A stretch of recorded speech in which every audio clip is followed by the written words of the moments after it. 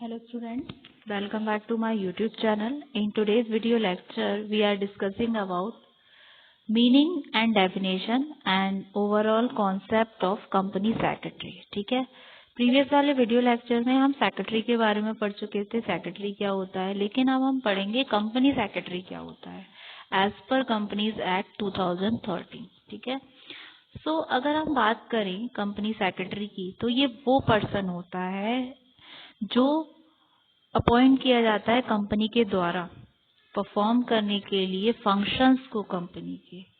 ठीक है, वो कहलाता है आपका कंपनी सेक्रेटरी. ये मेंशन है आपके कंपनीज एक्ट 2013 में. तो एज पर और बोल सकते हैं according to section 2 subsection 24 of the companies act 2013, company secretary or secretary means a company secretary as defined in clause C of subsection 1 of section 2 of the Company Secretaries Act 1930 and who is appointed by a company to perform the functions of a company secretary under this act. यानी कि company secretary वो person होता है जो appoint किया जाता है company के द्वारा परफॉर्म करने के लिए फंक्शंस को. ठीक है, अकॉर्डिंग टू दिस एक्ट. अगर हम बात करें क्लॉज सी और सबसेक्शन 1 की, जो सेक्शन 2 में आता है आपकी कंपनी सेक्रेटरी एक्ट 1918 में, वो बोलते हैं कि company secretary means a person who is a member of institute of company secretaries of India. यानी कि जो सेक्रेटरी एक्ट 1980 है वो क्या बोलता है, कंपनी सेक्रेटरी वो पर्सन होता है जो कि मेंबर होता है आपका ICSI का. ठीक है, क्लियर है इतना. फिर therefore company secretary means a person who is a member of the institute of company secretaries of India. यानी कि कंपनी सेक्रेटरी का मतलब होता है ये वो पर्सन है जो कि मेंबर है आपका institute of company secretaries of India का, जो अपॉइंटेड हुआ है कंपनी के द्वारा परफॉर्म करने के लिए कंपनी सेक्रेटरी के फंक्शंस को. और जो फंक्शंस होते हैं वो सारे आपके डिफाइंड होते हैं सेक्शन 205 में ऑफ द एक्ट. क्लियर इतना पॉइंट. ये हुआ मीनिंग एंड डेफिनेशन. फिर आते हैं क्वालिफिकेशन क्या होती हैं कंपनी सेक्रेटरी की.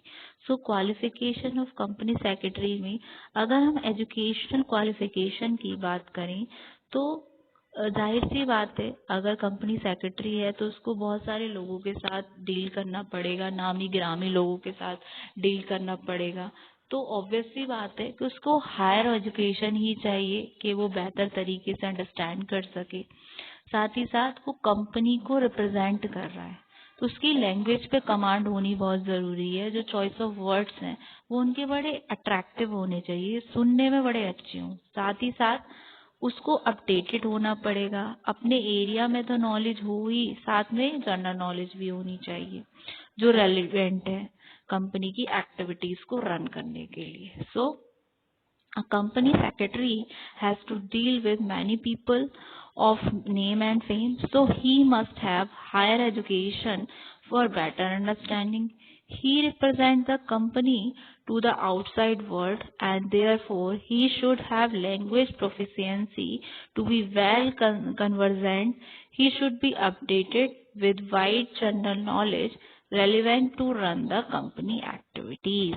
ठीक है, फिर ये तो हुई थी आपकी एजुकेशनल क्वालिफिकेशन. अब बात करते हैं प्रोफेशनल क्वालिफिकेशन की क्या जरूरत है.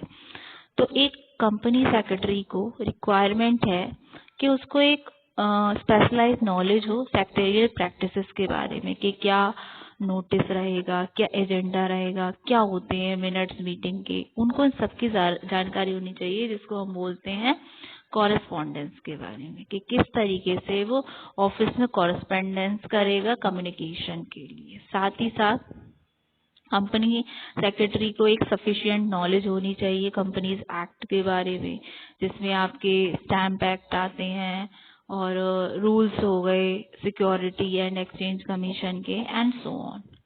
और उसके अलावा उसको एक अच्छी जानकारी होनी जरूरी है मनी को लेके, कैपिटल मार्केट को लेके, फॉरेन एक्सचेंज को लेके, ट्रेडिंग एंड फाइनेंसिंग को लेकर। क्लियर इतना?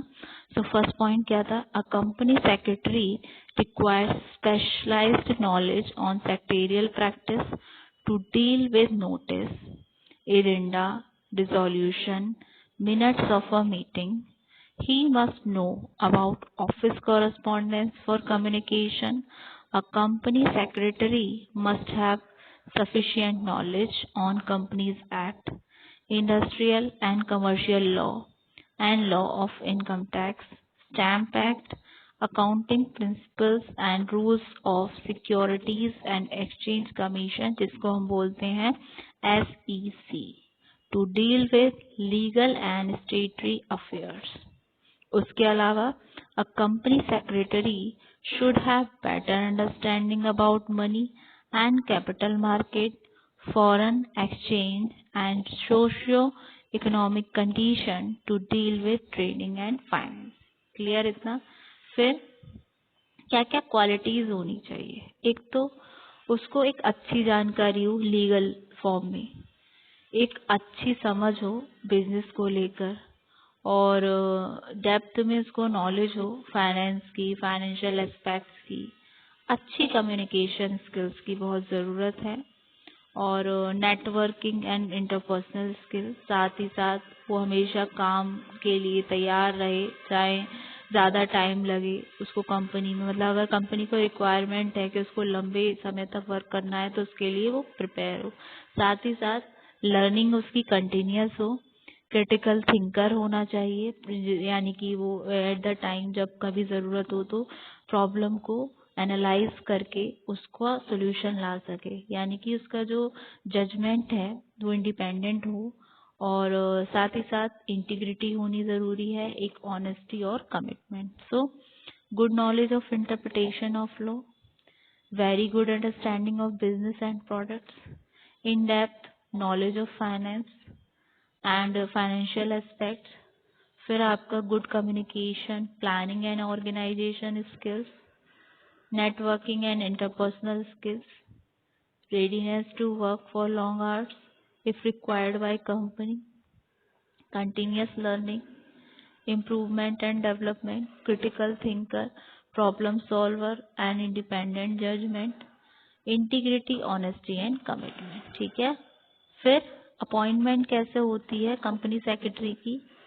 सो अपॉइंटमेंट की हम बात करें तो सबसे पहला, as per section companies act, company secretary को डिफाइन किया गया की मैनेजरियल पर्सन, और कंपनी सेक्रेटरी रिक्वायर्ड है, एक मैंडेटरी इसकी अपॉइंटमेंट होती है हर कंपनी के द्वारा, जो डिस्क्राइब इस तरीके से है। सबसे पहले जो प्रोसीजरल स्टेप है जो टेकन लिए जा रहे हैं अपॉइंटमेंट कंपनी के द्वारा, उसमें आते हैं आपके कुछ जनरल स्टेप, ठीक है, जिसमें आपके आते हैं सबसे पहले आपकी जो पोस्ट खाली है कंपनी सेक्रेटरी आपकी, आप उसको एडवर्टाइज करोगे, फिर उसके एप्लीकेशंस आते हैं उनको कलेक्ट करोगे, इंटरव्यूज को होल्ड करोगे, एक शॉर्ट लिस्ट बना के चलोगे कि ये इंडिविजुअल आए हैं इस पर्टिकुलर पोस्ट के लिए, फिर फाइनलाइज करोगे जो आपको टर्म्स रखनी है अपॉइंटमेंट को लेके, फिर एक बोर्ड मीटिंग बैठानी होती है जिसमें नोटिस दिया जाता है जो जितने डायरेक्टर्स होते हैं कंपनी के।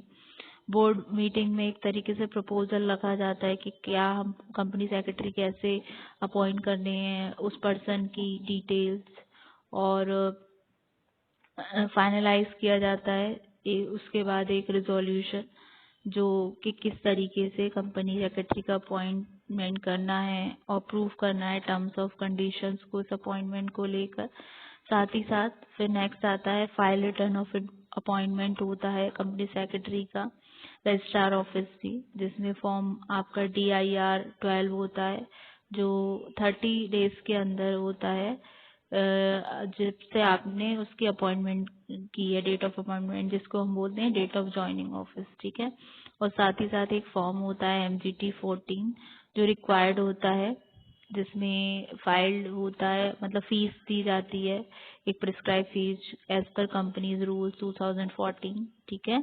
साथ ही साथ कंपनी सेक्रेटरी को होल्ड नहीं करना पड़ता एक कंपनी से ज़्यादा उसकी सब्सिडरी कंपनी को सेम ही टाइम में। So a company secretary shall not hold office in more than one company except in its subsidiary company. उसके अलावा उसको एंट्रीज बनानी होती हैं।